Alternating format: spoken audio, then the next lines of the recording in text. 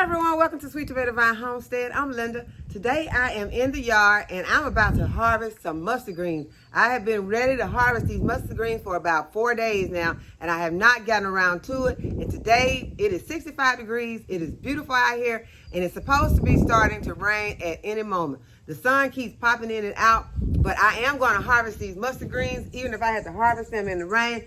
But first, since I'm in this area and these yellow roses are looking so beautiful. Y'all look at these roses. They are looking so beautiful that I just could not help to stop over here and show them to y'all. But while I'm showing to y'all, I brought my little scissors and I'm going to go ahead and I'm going to deadhead them. And there are different sizes of roses on here. Some are just beginning to open up. The petals are little and tiny like this. And y'all, this bush is just looking so wonderful to me right now. And I am so happy just to be out here and enjoying these roses and enjoying the garden. Y'all, the garden is looking so beautiful today. Everything looks so good that I just want to show everything to you all. I will be showing you some things, but I am going to go ahead and first deadhead these roses, and then we're going to pick these mustard greens. And deadheading is just getting off those spent blooms like this that have already died back. Then you want to go ahead and get those off. You don't want to keep them on the plant because they will attract first pests to your plants, and you don't want that. You don't want any uninvited guests on your flowers. See, this one has not opened up, y'all. It is so beautiful. But also, you can use these. You can dry these and you can use them. And you can use them in teas. And you can also do some research and figure out how to use your rose. Okay, you all, one thing I have been wanting to show you, and I have shown you, but I have not really talked about it, are these cabbages right here. These cabbages look like lettuce, and you all, they are delicious used as lettuce. We've been putting it in salads, we've been putting it on burgers. Just look at these leaves. You can just take one of these leaves, make lettuce for about 4 burgers. And y'all, it is so sweet and delicious. It tastes just like lettuce. And I had something planted in my garden similar to this last season, which was last fall and winter season of last year. And it was called Mitchie cabbage. And I am not sure about the name of this. I will put it on the screen because these seeds were sent to me by Cynthia. She sent me these seeds at the same time that she sent me the red mustard seeds. And y'all know how I am about those red mustards. I love them so much. Can you imagine the amount of lettuce purchased this saves me? Really, a couple of leaves can make up enough lettuce for a salad. But it is actually cabbage, you all, but it is a delicious, it is the same texture and the about same flavor as lettuce. But as you last year, if you saw my video last year, I did cook this. I cooked it and I made some of the most delicious ramen. What I did is I sauteed this down with some onions, bell peppers, and mushrooms, and then with carrots. And I put it over my ramen after they were cooked and made it like a soup, and it was so delicious. That was one of my favorite ways of fixing this. I also put this in egg rolls. So it works well both ways. You can use this either cold or you can cook it. So I just wanted to show it to you all. I'm going to put it in my basket now and I'm going to wash it when I wash my greens. And here are the mustard greens that I will be harvesting. And I need to check out this area really good before I start harvesting in here. I don't know when the weather is going to change, but I'll just be keeping an eye on it. And it's hard to tell because I had told you all that there was like 14 more days left in our forecast without any low temperature. But the temperatures might, that's subject to change because I've been hearing some things about some frost maybe coming real soon. So we'll just keep an eye out, and what I'm going to be doing is coming out here and continuing to harvest my food that I can harvest. And right now I'm going to go ahead and I'm going to get these greens And what I'm going to do to them is I'm not going to do like I did those turnips. And y'all can see the turnips are over there and they have germinated. So let's hope that we get a chance to get some more turnip greens. And I do have some more beds back there that are growing up. But for right now, I think when I harvest these mustards, these may be the last mustard. These will be the last greens that we'll be able to get for a while, because the other ones are small. So we're going to go ahead and we're going to harvest these today. I'm going to harvest them as cut and come again so that they will continue to grow. And I could have done those turnip greens like that, but I really wanted those bottoms. Although I did not get a lot, but I got enough, y'all. They were delicious. Let's get these mustards.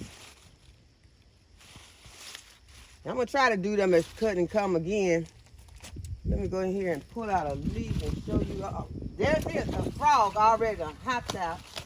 See, y'all, that little frog's kind of scared me. See, that's what it just, you have to be ready, just to be prepared for little things like that. The little frog that jumped out and scared me right quick. But see, this is what these mustard greens are looking like. And that's a nice size mustard. I am going to go ahead and get these. So I'm gonna grab my, let's see, I got some pruners out here. Go ahead and get my pruners and see if that'll help. I might end up just breaking them off with my hands.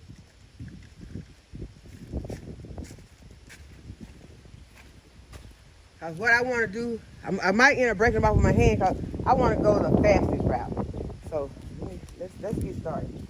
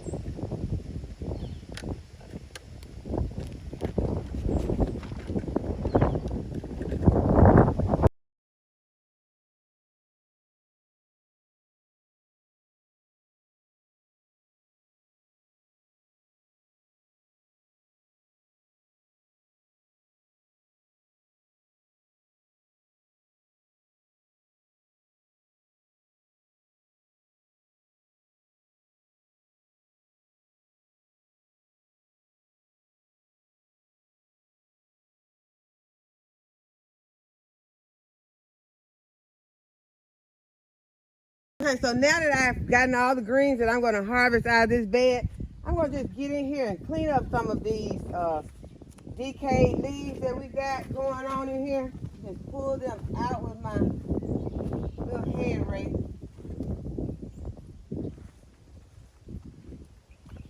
Yeah, this is a good one here. So you want to get all this out. If you know, get as much as you can. You might not get all of it.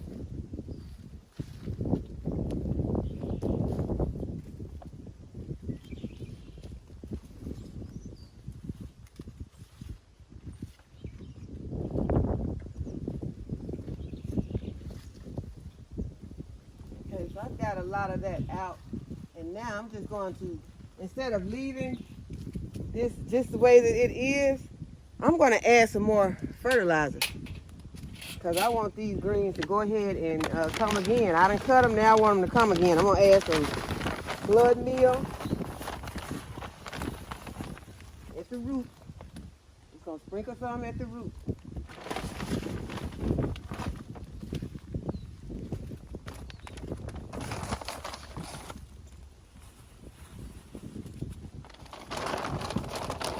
And I'm going to add some more of this garden tone. Just sprinkling it at the root.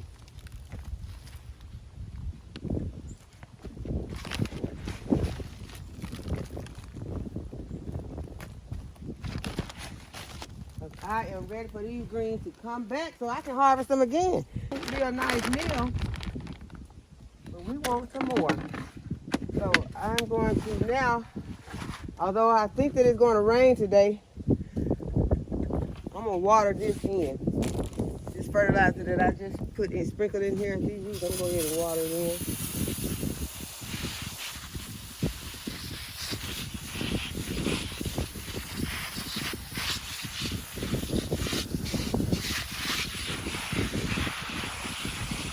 wash any of it off my plant. It's organic, not gonna burn, but I don't want it just laying on top of the plants. I need it to go ahead and get to those roots. And then I see that there are some more decayed leaves that I can't get in here and get off. I'm gonna go ahead and get some of these leaves here, and these can be something that my chickens can eat. They will enjoy these leaves that look like that, these brown and yellow leaves.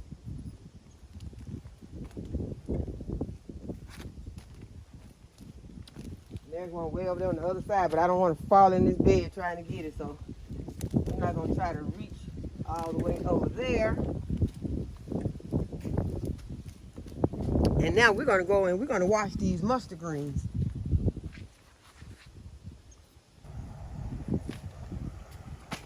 Hey girls and guys, got some greens for you all.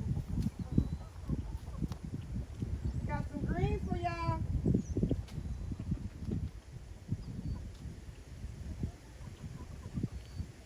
They look at me like, that's all? I'll bring some more later. Those just from some I just got out of the bed over here. I'll get you some more. Yeah, they looking at me like, that ain't enough.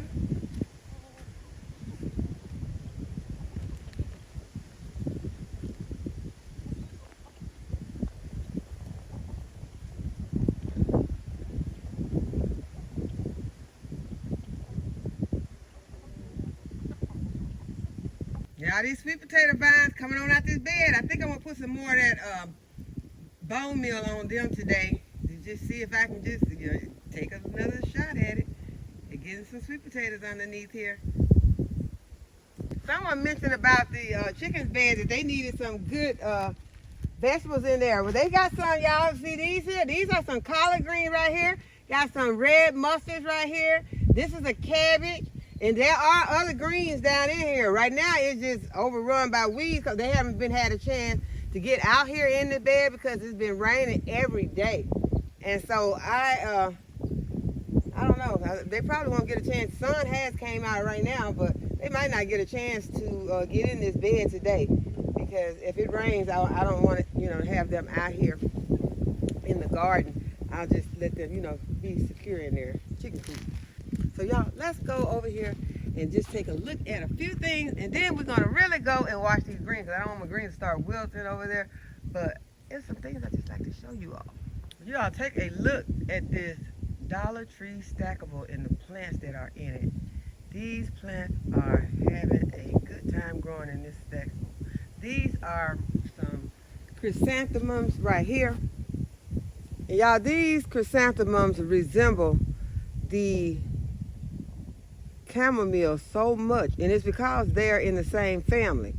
And the chamomile's petals are different from these. The chamomile petals have like a double row of petals. Well, the petals are different, and the centers they look a lot alike, but the centers are different in those. But it's important if you're going to have them in your garden to be able to know which one is which, because you don't want to come over here and harvest these chrysanthemums for the chamomile and thinking that you're getting those benefits. But the foliage is a little bit different also. Something to note that if you got both of those planted in your garden, that you do want to be able to distinguish the two. But these chrysanthemums and those chamomile look a lot alike.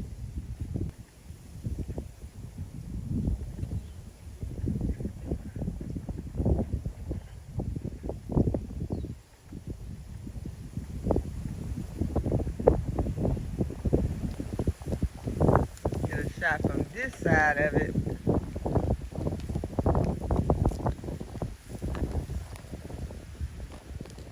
And you all, I have decided I'm going to use my 5-gallon bucket to wash my greens outside before I take them inside, and then I wash them in the sink. Because the last time I washed those greens out here and I had to take them inside, there was still a lot of sand on those greens, and that sand ended up getting in my sink.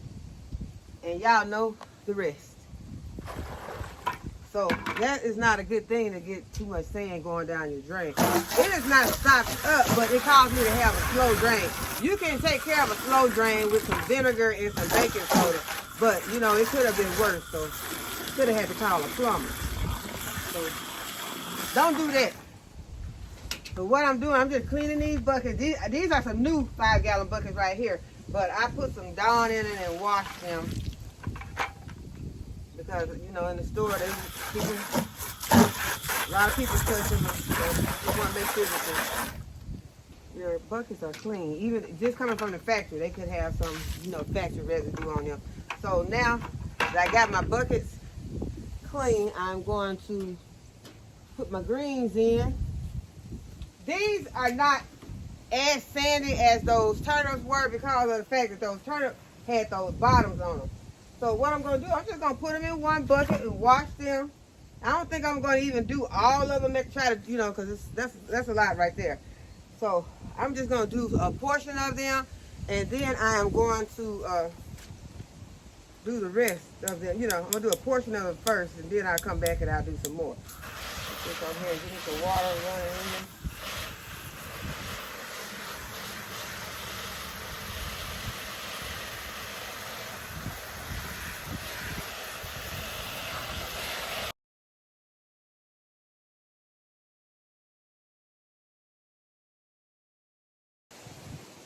See, I found one of my greens left over here. Okay, so what I did, I went ahead, I just filled both of my buckets up. But you could do it, fill both buckets up. You can go ahead and put your greens in here as long as you got to clean stuff. And I did clean my table off. I could put some greens in both of them, and then when I wash them, put them up here, and then go back and fill both my buckets. You can do it however. There's a lot of different ways. But one thing I did do, I bought me some clean gloves out here. Because right now it's not that cold, but later once I'm washing, because I would not just use these buckets for washing my greens. I would use them for washing my carrot, the turnip bottom, any of my vegetables that I'm going to be harvesting out here, and it's got a lot of soil on it. And then I'm going to be taking them inside and put them in my sink. They're going to get washed out here in these 5-gallon buckets first. But right now it's 65, well probably about 70 degrees now since the sun has popped out. But I don't want my hands to be freezing cold when I'm doing it. Right now, I wouldn't really have to worry about it. But if you have arthritis, anything like that, and you know, rheumatism, you do not want to be out here getting your hands freezing cold, washing greens, no time. And even if it's not winter, that cold water would be cold to your hands. Even inside the house, that cold water will be cold to your hand. So put you get clean gloves and put them on inside of your rubber gloves, your kitchen, the ones you use, wash your dishes.